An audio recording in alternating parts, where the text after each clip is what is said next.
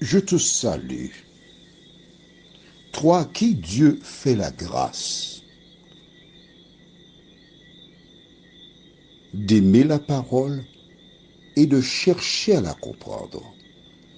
Aujourd'hui, notre thème est Heureuses les stériles. Nous lirons dans l'Évangile selon Saint Luc, chapitre 23, les versets 26 à 30. Juste avant, prions.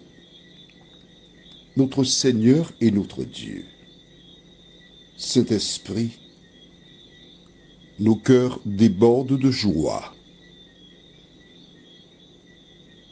car nous découvrons avec beaucoup de bonheur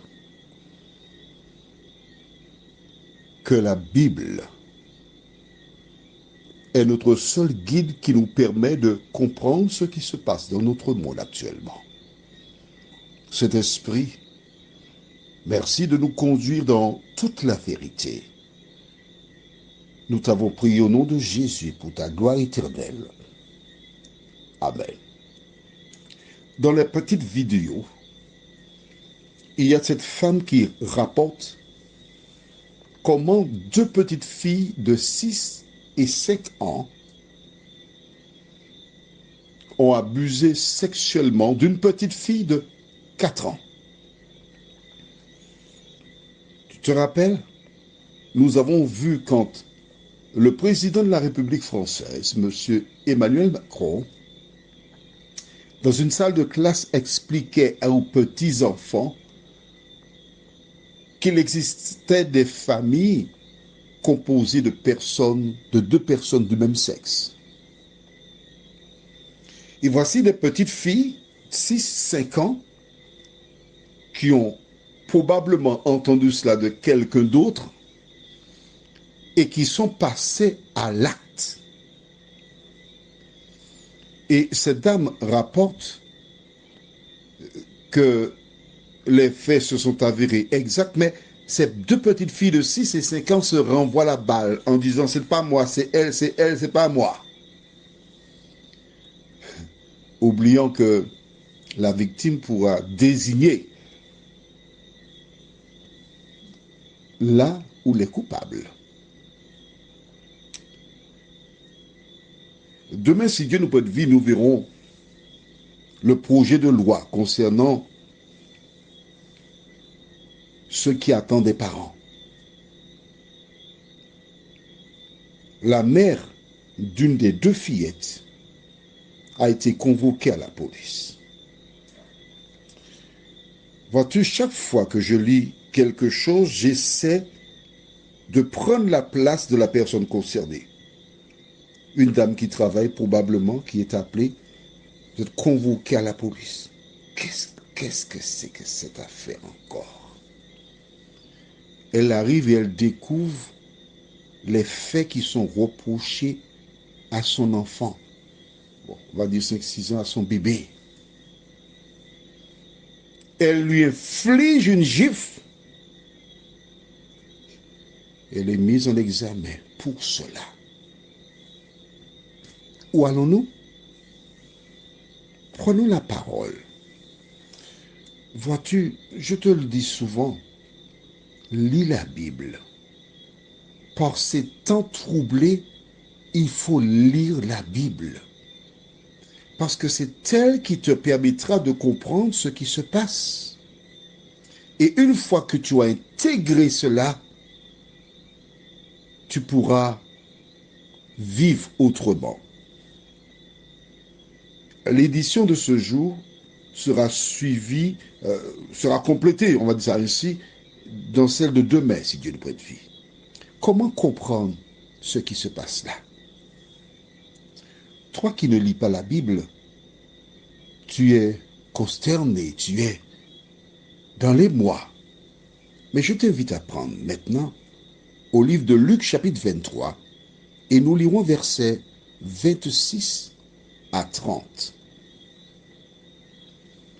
Porte une attention particulière. Relis s'il le faut 3 fois. Écoute l'édition 3 fois. car c'est très important.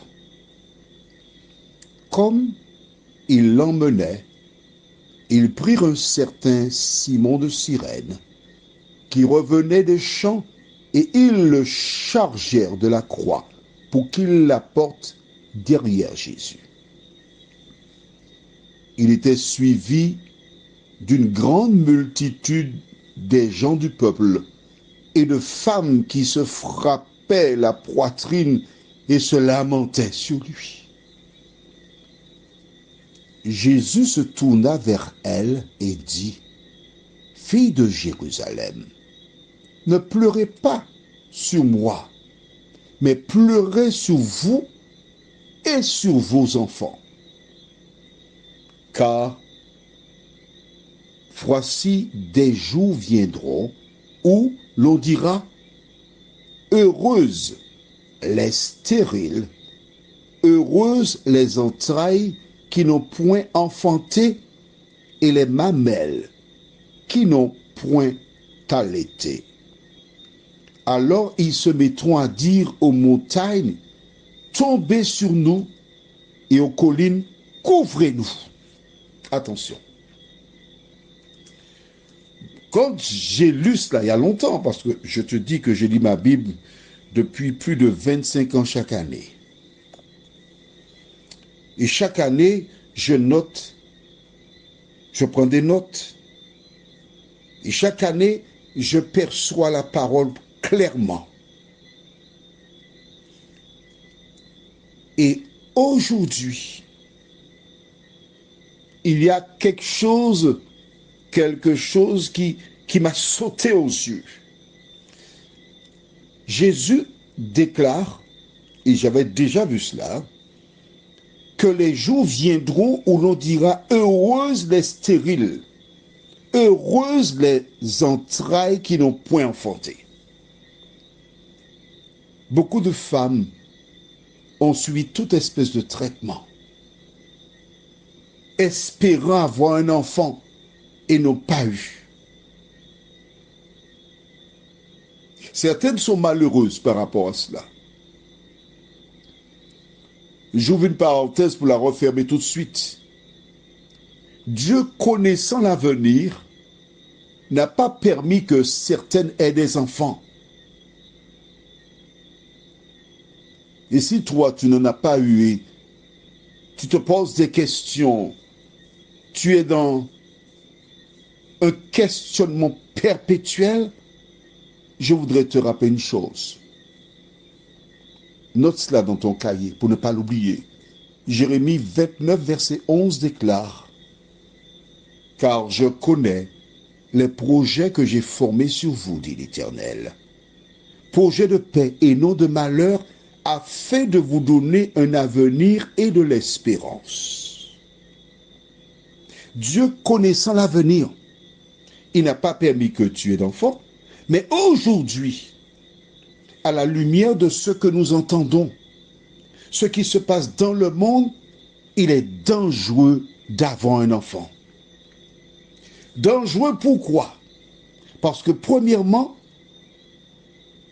l'alimentation et d'autres produits qu'on donne aux enfants tendent à changer leur ADN. Deuxièmement, l'éducation que l'État veut donner à ses enfants, telles ces petites filles, ces deux petites filles qui mettent en application, qui passent à la pratique de la théorie, la mère qui est effarée. Mais que fait-on? On est en train de construire des violeurs. Mais note bien avec moi. Le verset 30 déclare, « Alors ils se mettront à dire aux montagnes, tombez sur nous, et aux collines, couvrez-nous. » Qu'est-ce que cela veut dire? Jésus a déclaré de manière claire et précise que lorsque vous verrez toutes ces choses arriver, il ne restera qu'une seule. Laquelle? Jésus, qui descendra du ciel afin de récupérer ses enfants. Et quand il reviendra, Les gens auront peur.